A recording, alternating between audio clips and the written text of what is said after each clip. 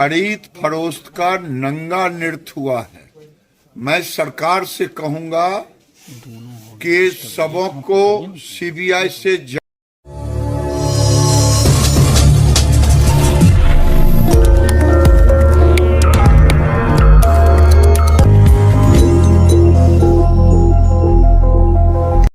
अपने संसदीय क्षेत्र पहुंचे केंद्रीय मंत्री गिरिराज सिंह ने एक बार फिर विपक्ष पर आरोप लगाते हुए सीबीआई जांच की मांग की। दरअसल गिरिराज सिंह ने नई सरकार के गठन से पहले विपक्ष के द्वारा खरीद फरोख्त का आरोप लगाया है तथा उन्होंने कहा कि इस पर व्यापक पैमाने पर विधायकों को प्रलोभन दिया गया। अब इसकी सीबीआई से जांच होनी चाहिए और जो भी दोषी हों उन पर कड़ी कार्रवाई होनी चाहिए। उन्होंने आरोप लगाते हुए कहा कि बार बार तेजस्वी यादव के द्वारा खेल होने का संकेत दिया जा रहा था, वह खरीद फरोख्त से ही संबंधित था। जहां तक खेल ना होने की बात है तो एनडीए ने सदन में बहुमत सिद्ध कर साबित कर दिया कि आखिर खेल करने वालों की मंशा क्या थी। केंद्रीय मंत्री गिरिराज सिंह ने कहा कि तेजस्वी यादव के द्वारा कहा गया कि मोदी इसकी क्या गारंटी लेंगे कि नीतीश कुमार फिर पलटी नहीं मारेंगे, तो इस पर गिरिराज सिंह ने कहा कि मोदी यह गारंटी अवश्य दे सकते हैं कि हाल में तेजस्वी यादव मुख्यमंत्री बनने वाले नहीं हैं। वहीं उन्होंने सूर्य नमस्कार को लेकर एक खास समुदाय के द्वारा आपत्ति जताने पर कहा, आज कुछ कट्टरपंथी लोग सूर्य नमस्कार के बहाने बच्चों को स्कूल जाने की मनाही कर रहे हैं एवं आरोप लगा रहे हैं कि उनके मजहब में यह बात नहीं लिखी है, जबकि सूर्य नमस्कार एक योग है और आज विश्व के अधिकांश देशों ने योग को प्राथमिकता दी है, अतः ऐसे लोग भ्रम न फैलाएं। वहीं उन्होंने बंगाल की ममता सरकार पर आरोप लगाते हुए कहा कि आज बंगाल में महिलाओं पर अत्याचार हो रहा, उनका यौन उत्पीड़न किया जा रहा है, जबकि बंगाल के मुख्यमंत्री खुद एक महिला हैं और वह महिलाओं का सम्मान नहीं कर रही। ऐसा करो मेरे मोबाइल से, कल विधानसभा में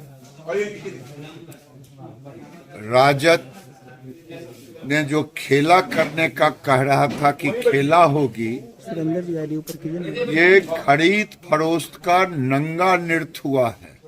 मैं सरकार से कहूंगा कि सबों को सीबीआई से जांच करवानी चाहिए कि किनको कितने पैसे दिए गए थे या कितने पे डील हुआ था।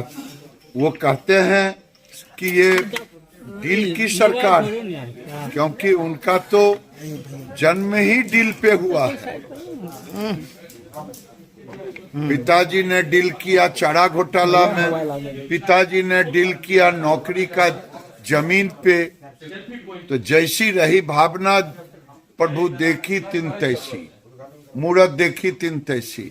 ये कल भाषण देने से नहीं आपके काले कारनामे छिप सकते हैं। जो आपने लोकतंत्र की हत्या के लिए, मुझे लोगों ने कहा कि खेला क्या हुआ, हमने कहा कि लोकतंत्र के लुटेरे लोकतंत्र को लूटने की पूरा प्रयास किया लेकिन खुद लुटा गए।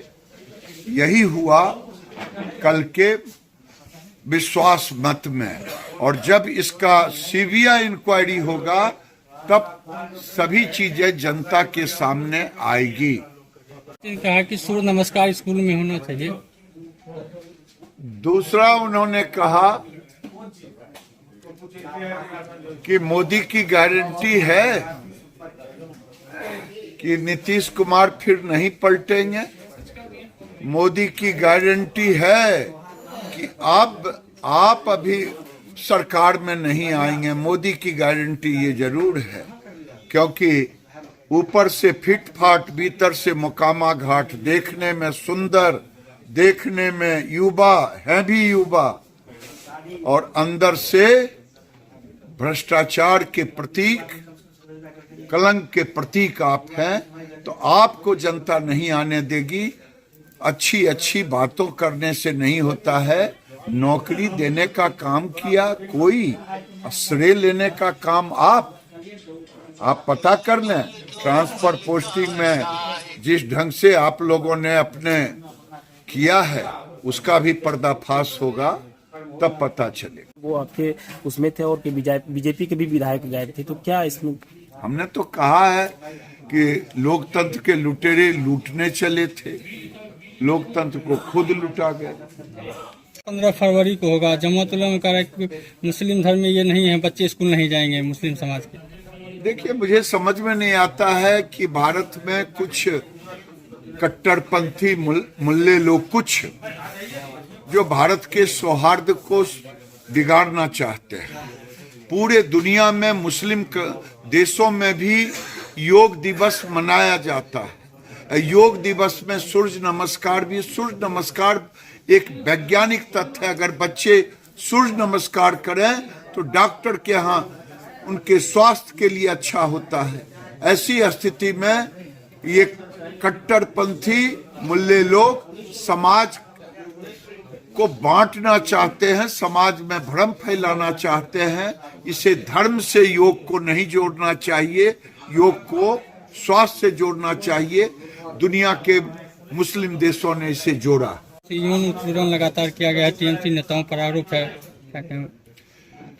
ममता बनर्जी के शासन में एक खास समुदाय को खुली छूट दे गई है और महिलाओं का उत्पीड़न वहां आम हो गया है। एक महिला के नाम पर ममता बनर्जी कलंक है, उनको तो इस्तीफा कर देना चाहिए।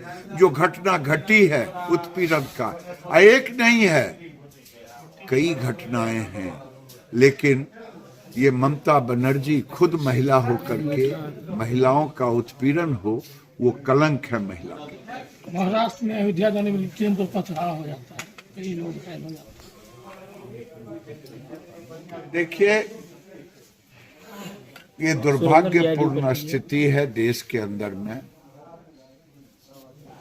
अगर महाराष्ट्र से अयोध्या के लिए ट्रेन चलती है, उस पे पथराव होता है, इससे बड़ा दुर्भाग्य क्या होगा।